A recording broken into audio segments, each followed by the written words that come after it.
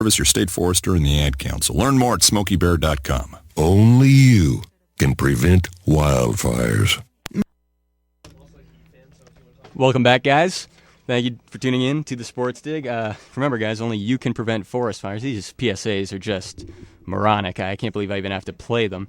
But everybody loves Smokey the Bear. That's right. But as always, feel free to call in throughout the show. The number is 617-373-2658. I do want to take your calls. And hopefully there should be no shortage of callers tonight because we're flowing in opinions tonight. So let's get started with a take. It's Beanpot time again in Boston.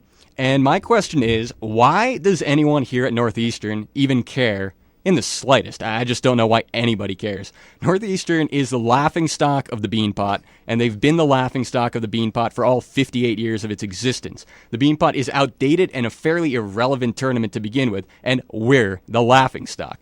Tell me what the Beanpot winner gets. What does the Beanpot mean? Oh yeah, nothing. The Beanpot is about bragging rights around Boston. But if you ask the other three schools involved, they have all the bragging rights over Northeastern that they could ever need. Bragging rights.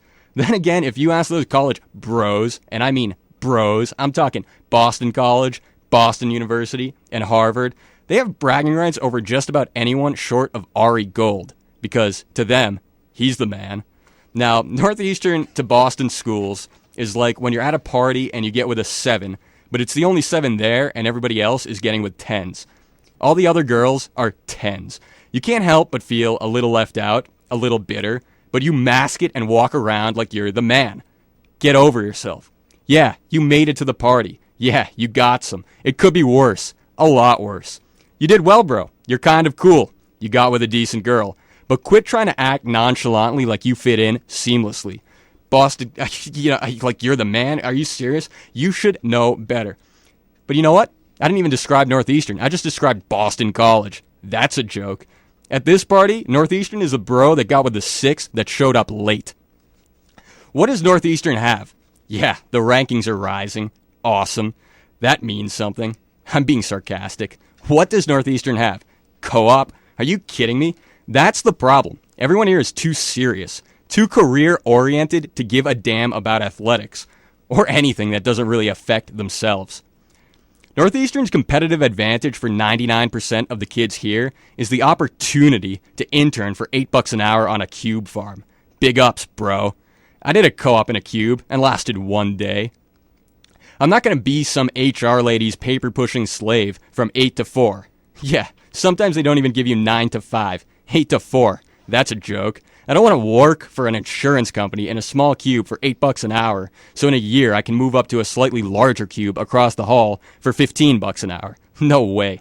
But everyone else here would rather be working for $8 an hour in a cube farm than tossing the pigskin on a 70-degree sunny spring morning, because that's what needs to be done. I say, blame the parents. Now, part of students not caring about athletics falls on the school administration. But that's an entirely different dig that we'll save for another time. That'll be a good one. Hockey coach Greg Cronin has been pleading with you guys to fill up Matthews all season long. It's a 6,000-person arena, guys, and you struggle to fill a third of it. By the way, the student body here is 20,000 people, and countless graduates remain in the area for their careers, which came out of co-op, of course. But the point is that there should be no problem around here filling Matthews Arena. Cronin basically came out and called all of you pansies for not coming to Matthews because it's old. Look, it's not that bad. It's not a POS like, say, the old Parsons Field. You know, Fenway Park right down the street, that place doesn't struggle to sell out, and that place actually is a POS and just as old. You don't see the Green Bay Packers struggling to sell out Lambeau, and they never will. The waiting list for season tickets there is like 100 years old. I know people with BU season hockey tickets. Does NU even offer them? I don't know. And I work with the athletic department. Let's see if they hold on to me after this dig. I'm just saying what needs to be said, though. Now, you're probably going to tell me that, the Red Sox are a pro team with a large fan base, and the Packers won the Super Bowl and are a storied franchise. Well, then don't go walking around Boston acting like the Beanpot is the damn World Cup just because we knocked off Harvard, ass clown. By the way, I don't care for the World Cup either. Its rarity exceeds its awesomeness by a lot. Either fill the damn Matthews Arena and be a fan, or don't be a fan. And I would suggest the latter for most of you because you can't fake being a fan, and this is something that every real fan knows. You didn't give a damn about Husky hockey before you went here. You didn't really give a damn about it before we knocked off Harvard, and you certainly won't give a damn about it after BC whoops our asses on Monday night. And yeah, the Huskies beat 4-18 Harvard to get here. 4-18. Harvard. That's a joke. The Crimson, coached by former Bruins third-line goon Ted Donato, who has more info on his Wikipedia bio about once appearing on The Price is Right than he does about playing professional hockey or coaching at Harvard. The Price is Right. Are you kidding me? And did I mention that we're talking about one paragraph here? He's got nothing.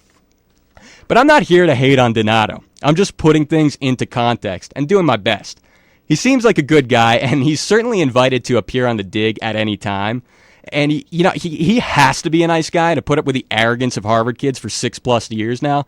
The point is, Harvard is almost as inconsequential in all of this as Northeastern, and we knocked them off. Now we're in the Beanpot. Now everybody's ecstatic. Big ups, bro. We were just lucky that this is the year we drew Harvard for the first round, because now I get to give this dig. Otherwise, the Huskies would have been bounced, and we'd be on to the NHL talk already. Simply put, the Beanpot gets talked up around here just so BC and BU can make some money, idiots. Let's start accepting it at face value for what it is and move on. God knows Northeastern isn't making any money off athletics. That's why we cut football. Need I remind you that this is the only school in the Beanpot that hasn't won an NCAA championship in hockey? But it's not like we've won a championship in anything else either. Now, for all you people out there that this dig actually pissed off, I'm here to call you guys to action. I want to ruffle your feathers a little bit.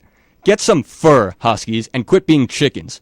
Put up or shut up and get your asses in the seats at Matthews. Or really, just shut up and stop feigning excitement for the Beanpot. Get over yourself, students. Get over yourselves, university. We're going to take a quick break and come back with hopefully some callers. We're going to hit the lines, and I want you knuckleheads to please call in. We don't get enough of you guys, but that should have pissed off enough of you that you'll want to call in. Should really get the phones buzzing, seriously. Light up the lines and give me some smack after I tore all of you new ones. And by the way, that is the most pro-BC dig I will ever give, because as always, BC sucks too. All right, we're going to take a quick break now. Hope you guys enjoyed that dig. Light up the phone lines, please, knuckleheads. Every day, people are afraid to report violent crimes. In times like these, choosing to report a crime or helping the police can be a difficult decision. A no-snitching culture has sprung up in our community.